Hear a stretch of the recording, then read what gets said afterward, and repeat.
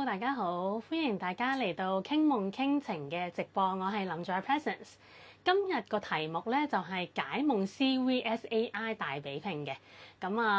最近啦 AI 咧都成為坊間熱門嘅話題啦，因為咧好多唔同嘅AI 咧真係好似雨後春筍咁樣咧，不斷咧喺市面上面出現啦。咁我最近都留意咗喺 Threads 啦入邊啦，好多嘅朋友仔咧，其實佢哋都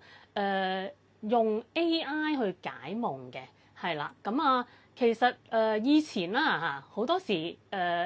揾解夢嘅話咧，有啲人咧便捷嘅話咧，都會係揾周公解夢嚇一本書啦，又或者可能網上面而家咧都會有一啲嘅 Apps 啦，或者係網站咧都會有周公解夢。咁而家咧其實叫做咧係升 level 咗啦嚇，升 level 咗咧就去到 AI 嘅層面咁樣樣。其實我自己咧而家咧都會多用咗 AI 好多啦，幾乎日日咧都會用，覺得真係好好用，同埋咧係幫到自己喺工作上面啦，喺日常生活上面咧係好便捷嘅。Hello Emily，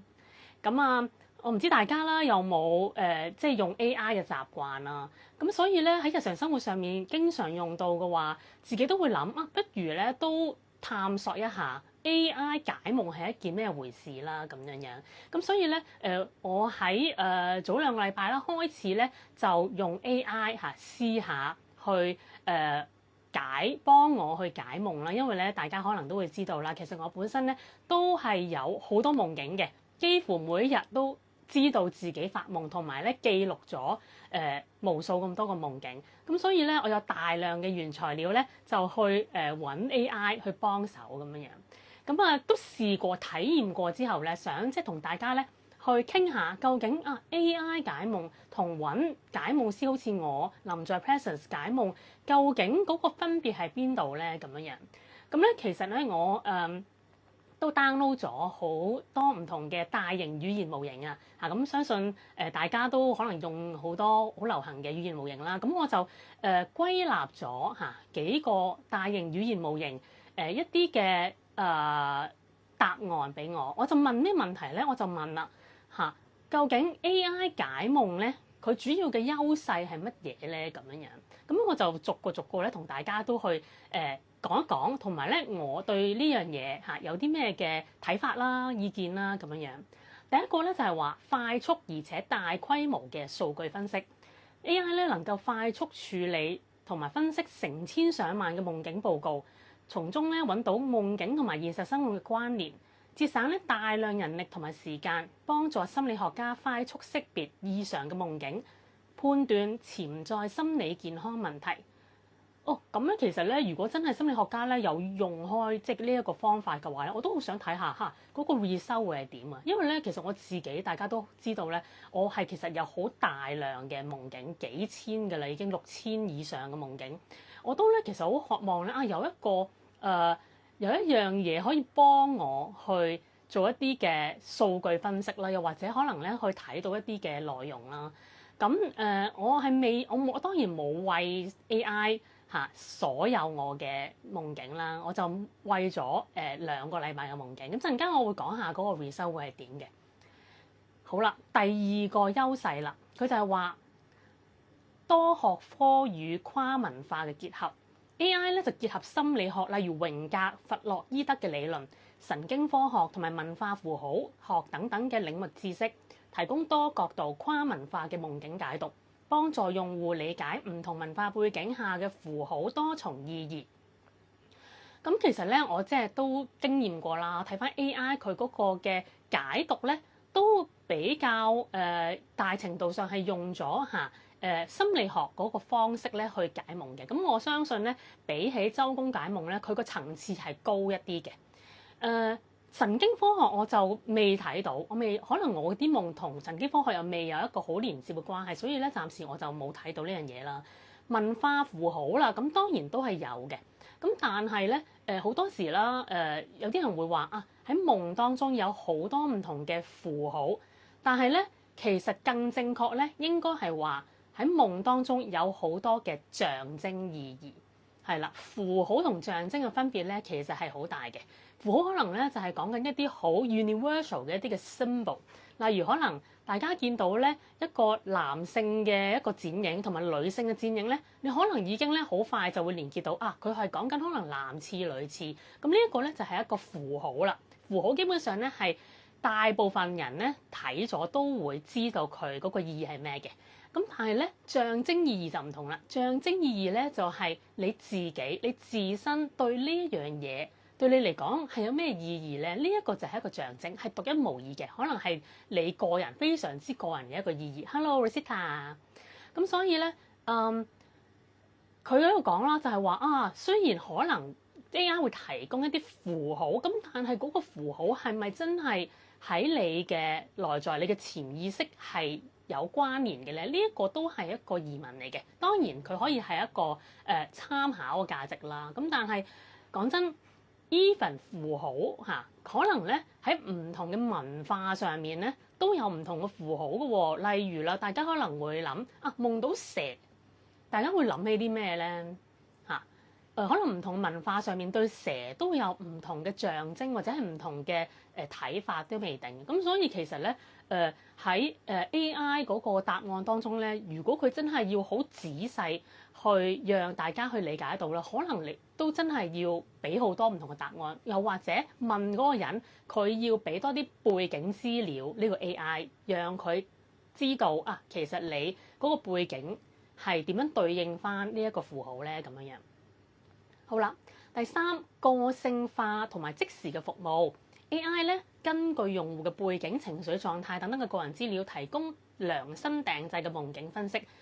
而且咧隨時24/7咁樣去用嘅，滿足現代人對即時方便解夢嘅需求。係啦，咁啊頭先都講過啦嚇，都真係咧要嗰個嘅夢主佢好主動提供一啲嘅資料嚇。讓 AI 知道佢多啲背景咧，咁嗰個嘅解夢嚇嗰個嘅資料咧就會比較準程度高一啲嘅。再加上啦，頭先所講24/7咁都係嘅，隨時你都可以 access 到啦，亦都係好好 handy 嚇，免費嘅，係咪先？咁我作為一個用家，咁我都覺得啊，都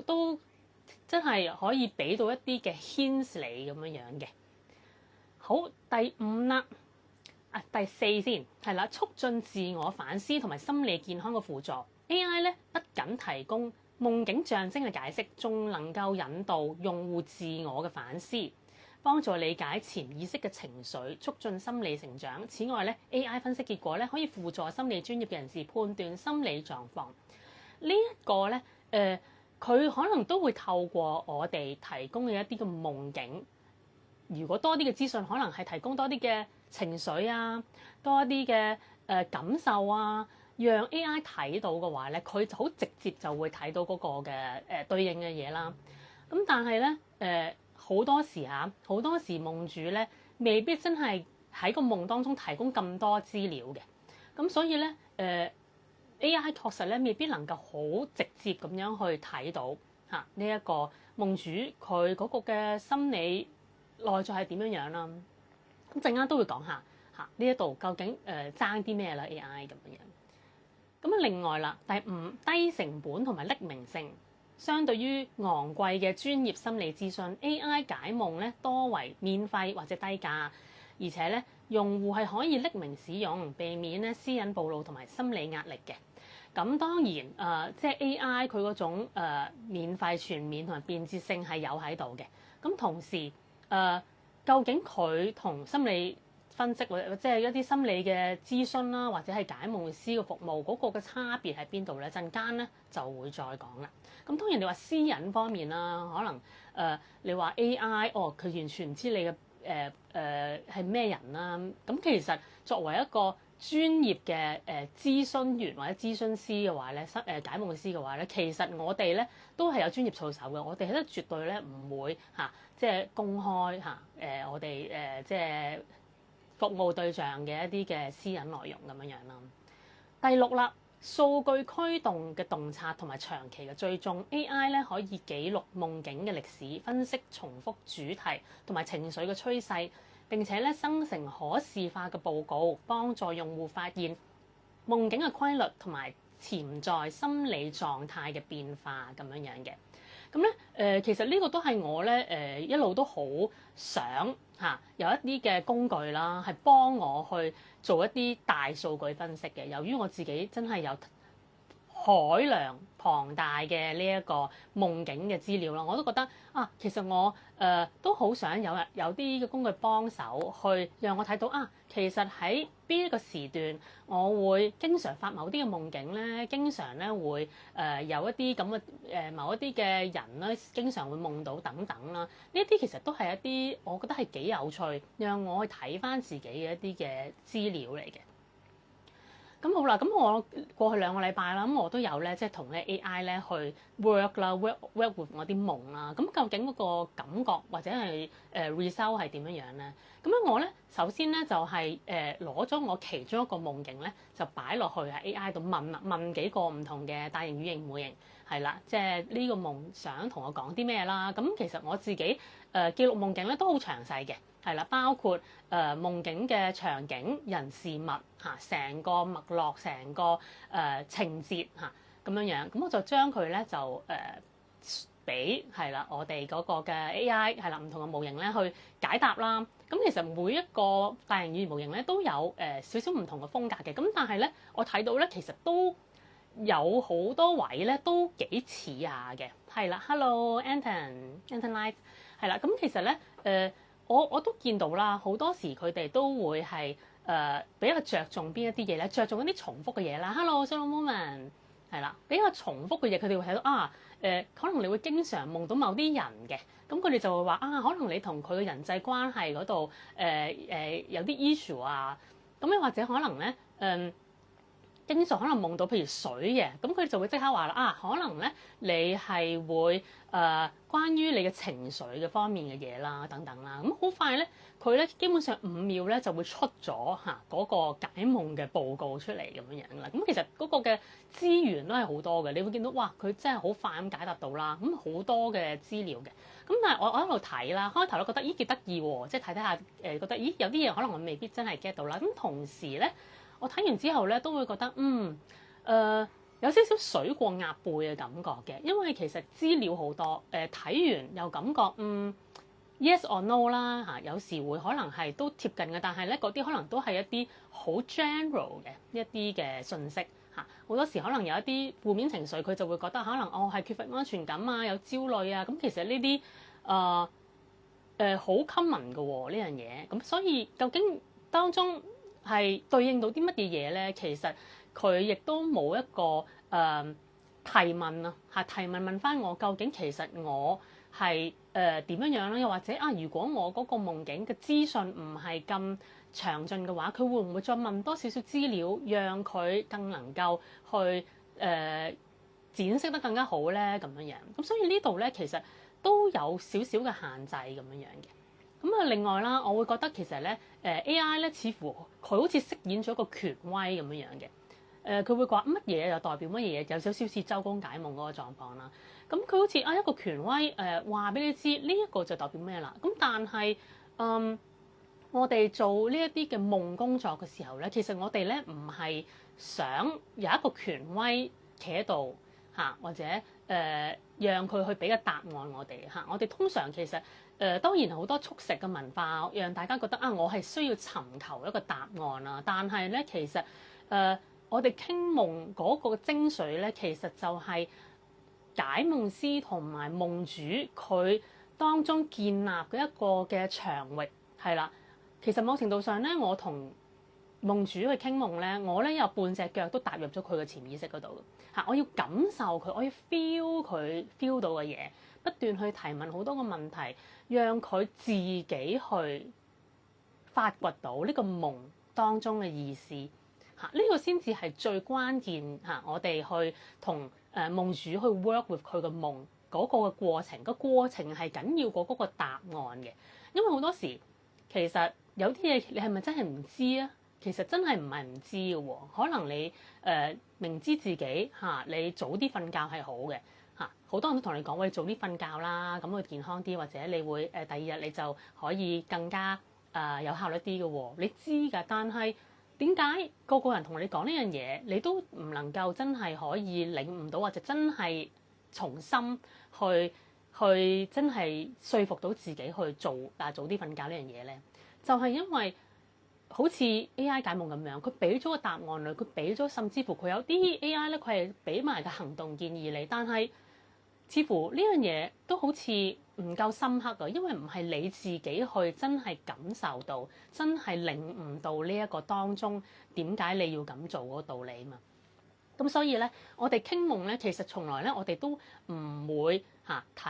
提供我哋都盡量讓個夢主去發掘，讓佢發掘自己個內在資源、個內在智慧，因為我哋咧好明白對方嘅潛意識本身呢一個夢就係蘊含咗好多嘅智慧嚇，我哋只係咧去引導夢主去睇下呢啲位究竟其實佢想同你講啲咩咧？你會喺呢度得出啲咩咧？慢慢佢去進入佢嘅潛意識咧，慢慢去 connect 啦。其實呢一個就係一個好美麗嘅過程啦。因為純粹得到答案咧，其實我哋周圍好多資訊，好多人去俾好多 advice，但係我哋都冇辦法 take 到。但係我哋如果同潛意識去連結，去同佢去溝通嘅話咧，呢一個由潛意識提升到意識層面咧，就能夠即係生效啦，就能夠成立啦咁樣。咁所以我覺得解夢師佢嗰個嘅美麗即係去同人傾夢美麗之處就係我哋係讓對方去幫助自己去幫助自己，而佢未必真係淨係呢一次嘅，佢日後當佢感受到潛意識嘅威力咧，其實日後對佢去生活啦，或者去再去 work with 其他嘅夢境，又或者係去改變自己咧，係有好大嘅幫助。咁所以每一次我哋都係 empower 緊對方嘅，讓佢哋睇到自己嗰個內在資源、內在智慧咁樣樣。咁而 AI 佢當然係好有智慧啦，咁但係佢會唔會讓你發現自己嘅智慧咧？呢一個就暫時我睇唔到佢做到呢件事咁樣樣啦。咁好啦。頭先講咗啦 ，AI 嗰個優勢啦咁我就講翻啦，我又再問一個問題嘅，我再問啦究竟係啦 AI 可以解夢啦，咁其實但係佢有冇啲乜嘢缺點或者一啲不足之處咧？比起解夢師解夢嚟講，有咩不足之處咧？咁幾個語言模型咧都同我講下。佢就係話啦，情感同埋文化理解嘅有限，因為咧 AI 咧無法真正感受人類嘅情緒，亦都好難掌握夢境中深層文化同埋個人背景嘅差異。專業解夢師咧能根據個人嘅經歷同埋文化，更提供貼切嘅解釋。咁頭先其實都有我哋高呼過啦有一啲好localize 嘅嘢或者係一啲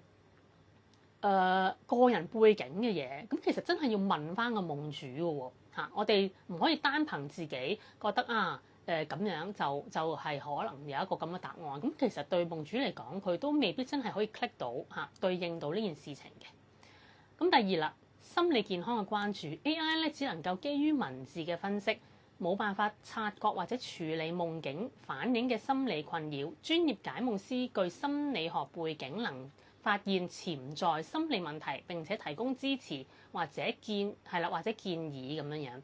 咁其實因為都真係嘅，我哋平時同夢主去溝通嘅時候啦，最理想當然咧就係能夠可以係面對面啦，又或者係 Zoom 啦，我哋係睇到對方嗰個嘅表情嘅，我哋睇到佢嘅身體語言嘅，睇到佢語氣嘅。其實呢一啲資訊咧係比文字比佢表達嗰個嘅語言內容咧係更為之豐富嘅。咁所以其實我哋咧有好多呢一類嘅文字背後嘅一啲嘅資訊咧係更加能夠去同呢一個夢主係能夠連結到，讓我哋睇到原來夢主其實佢可能有啲嘢冇同我哋講嘅喎，我哋都能夠去了解得到咁樣樣。夢境個人化同埋互動性 AI 咧好多時咧就依賴普通嘅象徵啦，同埋模式化嘅解釋，缺乏咧與夢者互動嘅靈活性。專業解夢師咧能夠透過對話深入了解夢者生活同埋情感，提供度身訂製嘅解讀。咁我當然啦，我哋作為呢一個解夢師嘅時候，我哋會問大量嘅問題嘅嚇，去了解抽絲剝繭究竟嚇個夢嗰個內容，首先係釐清翻成個夢嘅內容啦。因為咧好多時咧有啲朋友仔都會嘅，好多時都會問我啊，我夢到某樣嘢代表啲咩嘢咧？我哋好多時可能咧喺 AI 解夢嗰度咧都會咁樣去提問嘅。咁但係咧，如果我收到呢一類咁樣嘅問題咧，我一定即係當然你係做 session 嘅時候啦，我會問大量嘅問題。譬如可能佢話夢到蛇，我會話咁條蛇係幾長㗎？佢係咩色㗎？佢有冇毒㗎？或者當時你見到佢會係心情係點樣樣㗎？呢一啲資訊咧其實係非常之重要嘅。咁但係睇 AI 嗰個世界，咁佢未必真係能夠可以一步一步咁樣去同你做一個提問嘅話咧，咁其實嗰個嘅準程度咧都會差一啲咁樣樣嘅。咁而且當然啦，就係喺個互動嗰度其實我哋未必真係能夠感受到嗰個情感啦嚇，即係如果 AI 嘅話，佢未必真係感受 feel 到嗰個情感啦嚇。始終因為佢都係唔懂得係啦，佢冇情緒咁嘅 AI 嚇，所以佢未必能夠去理解得到嚇嗰種情緒咁樣樣。另外啦，喺人際支持同埋情感嘅共鳴 ，AI 咧就缺乏同理心同埋情感支持。夢境分享本身咧，亦都係情感釋放。專業解夢師能夠提供溫暖同埋心理嘅支持，幫助夢者面對夢帶嚟嘅啟示同埋挑戰。係啦，咁我哋當然嘅，即係人與人之間嚇嗰種溫度啦，嗰種係啦同理啦嚇，呢一個都係緊要嘅，因為最大嘅問題 AI 係咩問題咧？佢雖然擁有好多數據、好多嘅資訊，同時佢係冇潛意識嘅，係啦，佢係唔會發夢嘅。咁但係咧，作為一個解夢師，咁我係唔會即係啦，解夢師可能我哋通常都會發夢啦，我哋都會積極記錄夢境嘅時候，我哋就能夠去同理或者係去能夠去感受得到夢主佢發類似嘅夢嘅時候佢會有啲咩感受咧？我哋係能夠真係可以 align 到嘅，可以咧真係有一個report 喺度咁樣樣嘅，係一個嘅共同嘅一種嘅情感同理到咁樣樣嘅。咁所以咧呢一個就係AI 可能未必能夠暫時咧，我唔即係當然呢個潛意識，當然我會覺得喺呢一個 AI 嘅世界咧都即係因為佢冇靈魂啊嘛，佢亦都係冇呢一個意識潛意識呢樣嘢啦。咁所以咧其實佢冇發夢呢一個係我相信喺不久將來都未必真係能夠做到呢一個咁樣嘅狀態啦。咁所以呢一個係好緊要嘅。我哋點解要能夠同我哋嘅夢主去連結？原因係因為我哋都係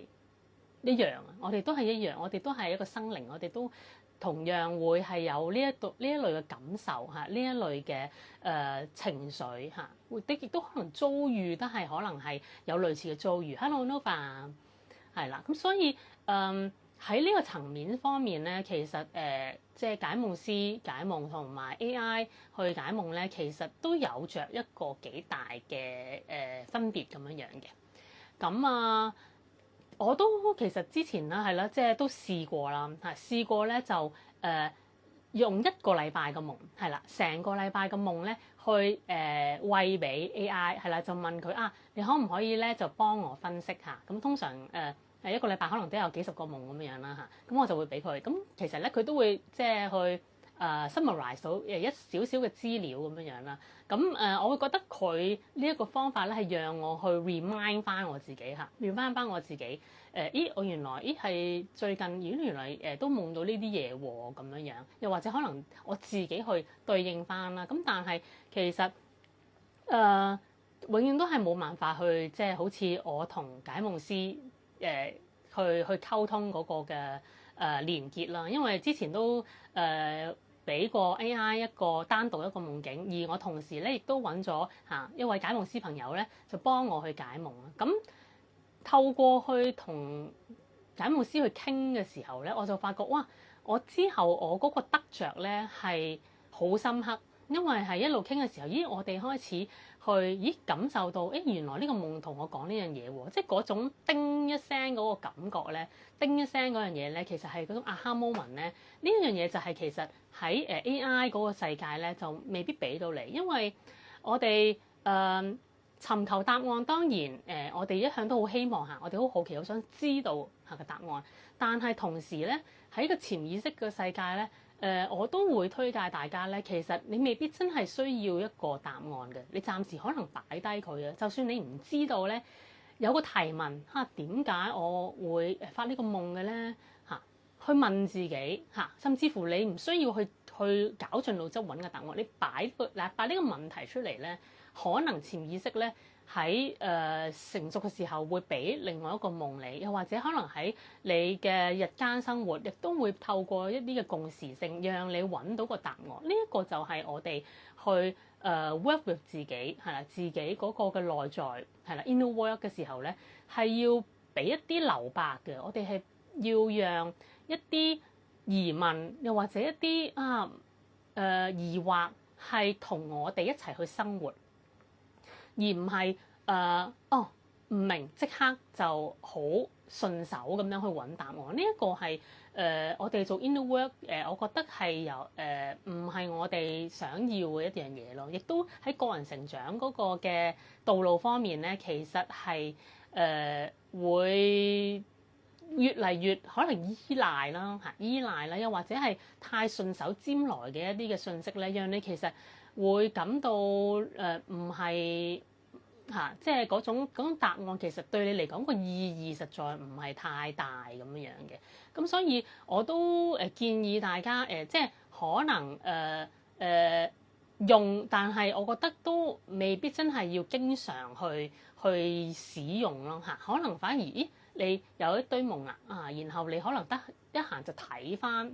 又或者可能問下自己，好得意喎，有呢啲位喎，好有趣喎問多啲自己一啲問題甚至乎當然最理想就係揾解夢師去同你去一齊同行去work with 呢個夢咁樣。咁呢一個就係我即係今次喺呢一個嘅直播啦，同大家分享我最近同 AI 去做呢一啲嘅練習嘅時候一啲嘅體驗啦。如果大家咧都曾經係啦試過喺 AI 度解夢你哋覺得有一啲咩嘅感受有啲咩嘅感覺都歡迎大家咧可能喺而家 chat box 啦，又或者咧日後咧PM 我啦都得嘅。咁我都想了解下大家其實AI 對 AI 解夢咧有冇啲咩嘅特別嘅體會啦咁樣。咁今日咧嗰個嘅直播咧就暫時告一段落啦。咁而家嚟緊啦我都會咧係比較積極咧就去做一啲嘅直播啦，希望咧同大家咧多啲去傾偈啦，多啲去連結嘅。咁如果大家有啲咩嘅 topic 你係想我去分享嘅，又或者係有啲咩嘅疑問嘅話咧，都歡迎大家咧可以私信我啦，我都可以考慮會唔會有一啲嘅題目讓大家都覺得有興趣去聽嘅。咁我都會去積極去睇下會唔會去喺直播嗰度同大家去分享咁樣。好，今日咧就講住咁多先。我係林在 Presence，希望咧下一次嘅直播再同大家見面啦。拜拜。